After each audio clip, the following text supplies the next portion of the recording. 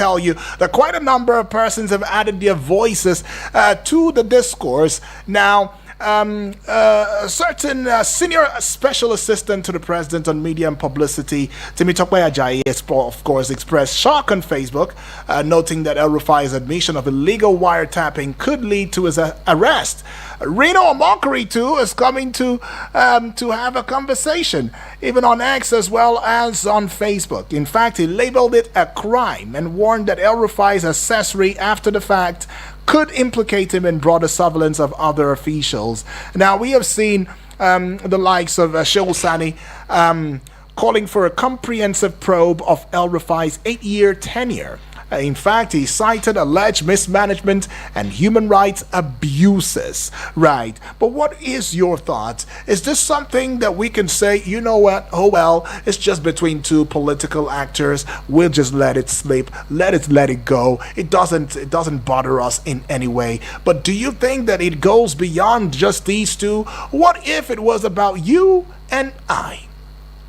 I mean, what about, it's not even a what if, what about the many times that we are being phone tapped without our knowledge, no court order as provided in the law?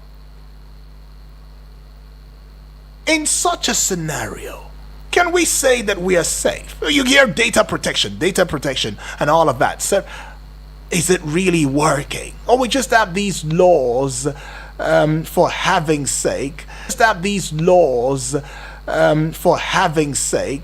and it does not really bear meaning or hold water. Well, I'd like to hear from you what you think about this. How does it affect us? How does it affect trust even in the system? 0907 353 0044 is the number that you should call. I'll give it to you again. 0907 353 0044. Right. And then the WhatsApp portal number is 0909 705 4450. Well, I've got this voice notes that I should take, and let's just go take a listen very quickly whilst we reconnect with our guest, who is already, started adding his voice in the discourse already. I'm talking about Comrade or Mr. Saliu Dantata right there. Okay, so let's take this call, then we'll get back with a WhatsApp portal voice note. And good morning, my brother. Hello, good morning to you. What's your name? Where you calling from? Good this morning. Good morning to you. What's your name? Where are you calling from? This is Prince Emeka calling from Jabi. All right, talk to me, Prince Emeka. Go ahead. Good. Yeah. Yes. You see, this issue between Rufai and Malam, Malam Natu, Rufai and Rabado. Yes, please. We are not really looking at the right things there. What I think is this: if really Rufai tapped into the conversation, yes, what he has just done, he has told them their communication system is weak, that they need to strengthen it and protect their communication. That's number one. Right. Then on the other aspect, what does the law say about that? Then the NSA office can take it up from that perspective. So it's not about we talking, but by the end of the day, we will just talk and talk. You hear us matters, nothing will happen. Write it and underline this fact. Nothing will happen. Happen. That is it. God bless you, my brother. All right, God bless you too. Okay. See now, there is weak trust even in the system, because it just seems as though we just come to talk and nothing will happen. And quite a number of persons have shared their pessimism in this regard. They've been pessimistic, saying that, look, we will talk from now until thy kingdom come, and still nothing will happen. These are just birds of a feather. They will flock together. They'll find a way around it. But what if this was between El Rufai and a secondary school teacher? Or what if this was just a market woman or a businessman, or a cab driver, who says, whispers to a friend, maybe under the influence of alcohol, and tells the friend, you know what, I listened to the NSA's conversation. Oh, really? Just, you'll hear now that they'll make this, they'll do this, they'll do this. This is the exact thing they said, but this is what they're going to tell you. I'm not saying that that's what happens. I'm just telling you. And predictions come to bear truth. They come to hold truth. Wouldn't it be a case of that man has been picked up for questioning? The DSS, the EFCC, the ICPC, even organized agencies that don't even matter in it. They will come up and pick such a person up. You have to explain how did you come about this? But let's just go hear from this voice note now from BB Blessing. Hello, BB. Good morning. Good morning for Monday morning. Yes, please. My name is BB Blessing from Akako. I greet our caller. I greet a man of marketing. I greet everybody. I think we are laughing where we see things are happening. You see what is happening now. Issue of security of Nigeria. Please, we tell our president. I know say yes, we tell our president and House of Assembly, they get this our country in Nigeria. But if they don't do well, fire is waiting for them. They already talk. That's it where they did today. A day we call, they will know the day. They'll begin to eat whatever they soup. If they're so good for Nigeria, let them eat whatever they soup for Nigeria. But if they're so good, let them eat the good. But if they're so bad to carry this Nigeria back, they are focused, their family, they are not focused for Nigeria. They will say after all, they don't know us, but God knows. May they remember judgment day. I think our president, by the way, I think now turn by turn, this is supposed to be. Good. Okay, BB, we just lost connection. I think that's where your voice note ends, actually. Says, well, everybody should be wary because this will be a turn-by-turn conversation. I mean, it will all hit us. And my good friend and Eagle just called in there. He says, look, shouldn't we indeed begin to talk about how to consolidate? I remember I made that call too as well. I mean, it just shows you how porous. It means every Tom, Dick, and Harry can wake up now and listen to your conversation. Just because they've been exposed to a little tech.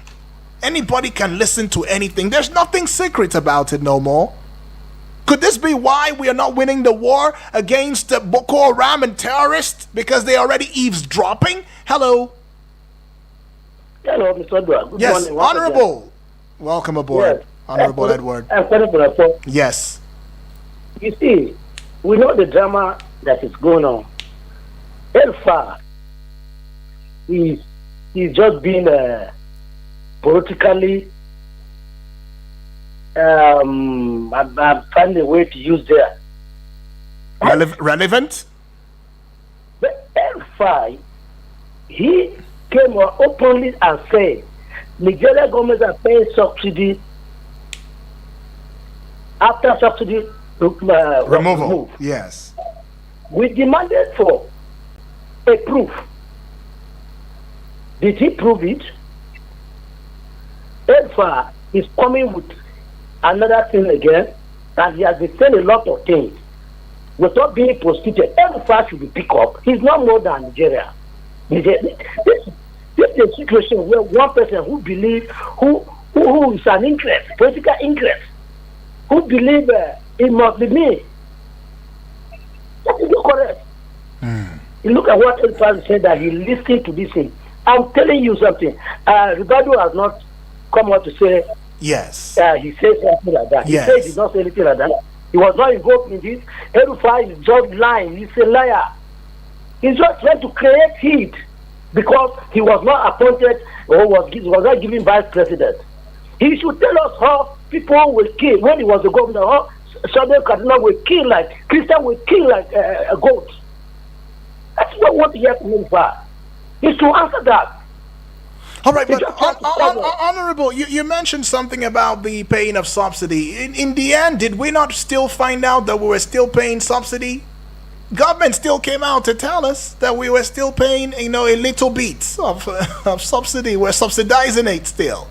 That's the thing about, issues like this, comrade, honorable. But anyways, I understand your point and it is very valid, right? El Rufai should stop beating about the bush. He should just come out plain and talk about the things that really matter and not talk about these things. But are we saying that this thing is not also in matter? Because if you ask me, what has been going on in terms of communication. Communication. The military, communication. They passed intel. Communication is broached, is breached. Good morning. Welcome aboard. Welcome back, comrade. Thank you very much, Udwak. Yes. This is a matter that concerns everybody. And one of the family members, an eagle in his right, has said, why are we not even talking about the fact that El Rufai has been able to prove how porous how easy it is to intercept calls and listen in. And then there is another angle. Could this also explain why we are not winning the fight against terrorism? Because, many times we hear intel. Oh, they gave out intel. The terrorists, before they got there, the terrorists have already gone. Or sometimes your military are taking a normal patrol, and before you know it, they're ambushed. Intel is everything when it comes to security. You are very, very correct. Yeah. Intelligence gathering is something else once it comes. But I just explained to you how dilapidated the system has become, corruption, negligence, and host of others. So the issue I'm trying to talk about, except we overhaul certain sectors in the country, particularly the intelligence and communication sector. Yeah. You are aware bandits and insurgents communicate. They are on TikTok. We have the Nigerian Police Force, National Cybercrime Center. They are not properly equipped. They have the efficiency and manpower, but equipment and welfare and whatever are lacking. Air Force Intelligence Coordination Center and those of others. So the issues that are there is we need to do a lot as a nation. Even though I told you in America it also happened. I told you where there was a leakage. You understand? Yes. So we are not an exception. We just need to pray for the country to move forward, because once corruption has heated the country, this is what you find. It is a failure of intelligence gathering and sharing, even though they are trying to put in their efforts. But we should recruit the right crop of people into the intelligence circles of the armed forces, police, DSS, and others. In a situation where favoritism and godfatherism comes, who gave you note, who supported you before you get recruited, and this is what you get, because people that are ready to do the job are not given the zeal and not given the courage to do the job. So these are the problems. Okay. Well, can we look at the matter that concerns the fact that other countries of the world have indeed experienced this? You've mentioned that. And then I mentioned America. Yes. America is of recent under Trump administration. Great. There is a South. Are you with me? There is South Africa. So even a first world country. So it is. Yes. My point now. There are even in the circles there. There are those you call sellouts. Are you with me? Even within the circles. Yeah. There are you not aware in Iran, before the Israeli attack, where they realized even some women that disguised as journalists were Mossad intelligence agency members? Are you aware of that? Before the Israeli missile attack on Iran. Okay. Are you with me, Woodlock? Yes, I am. It happened to Iran too, and they disguised as journalists, including Indians, that were heavily paid by the Israeli Mossad intelligence agency, while they spied on Iran. They dressed like Shia Muslims in Iran, moved freely, were even accorded the highest respect by the Iranian authorities. You are aware of that before that of Trump's administration. So it is not today, it is happening. So what punitive measures can we put in to consolidate on whatever laws we have? I had told you that earlier. The measures are, let us fight corruption, let us check and vet the crops of officers you recruit in communication centers, in the intelligence security agencies, because you need to scrutinize to ensure that people you bring in there don't compromise standards. The moment there will be compromise of standards, then these things continues and it continues, and there is hardly anything you can do. Like I told you, it's not peculiar to us, but all that we are concerned is about ourselves and not anybody. So if it is happening to other people, we are not bothered, but ours is what matters to us.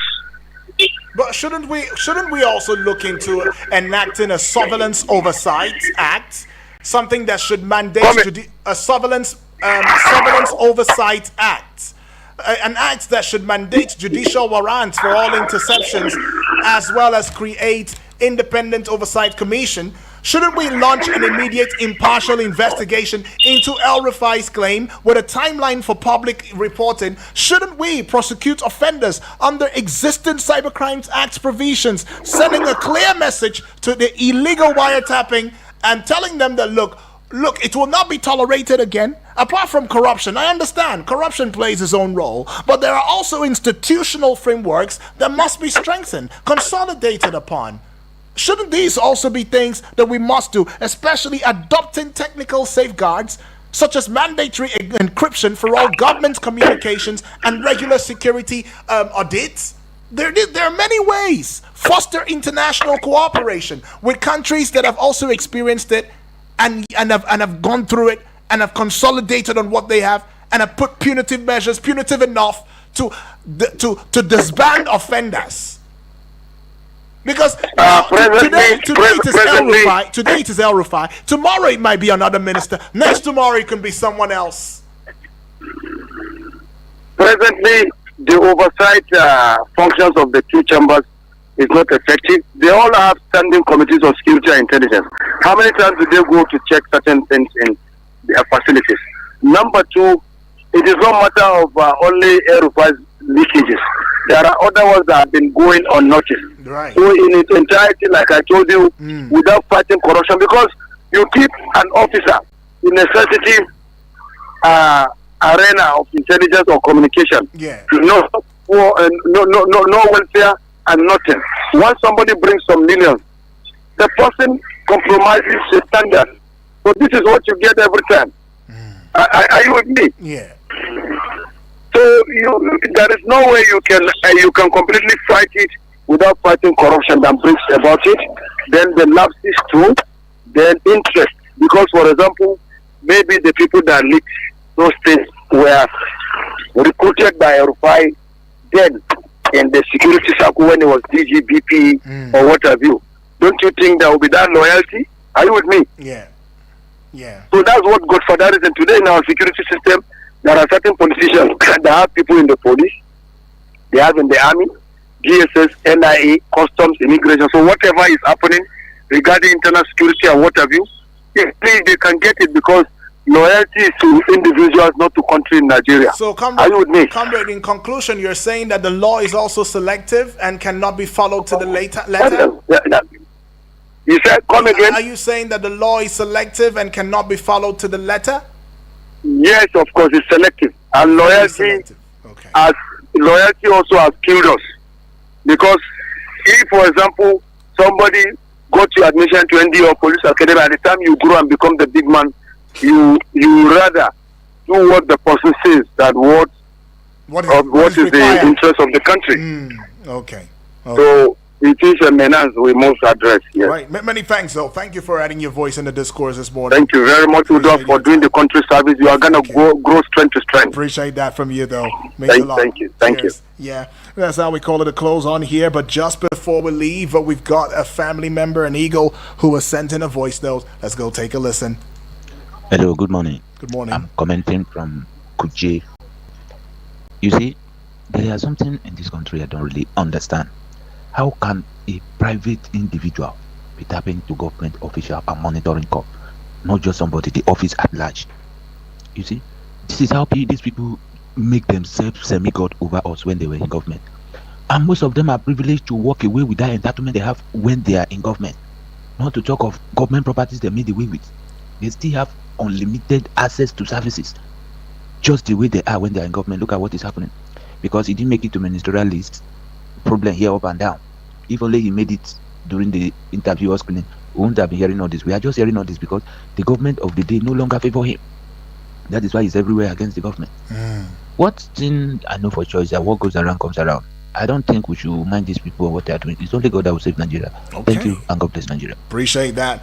Well, I see that it's coming from Akojehimi Dowajo, all the way from Kuje. Thank you, and it's your first time. We appreciate and we welcome you, Eagle. That's right. welcome to the Eagles family right here, and we do not take you for granted. We welcome you with open arms. Well, yes, here we call it a close in the discourse this morning. Quite a number has been said. You've added your voice richly, deeply in the conversation, but it begs more to say.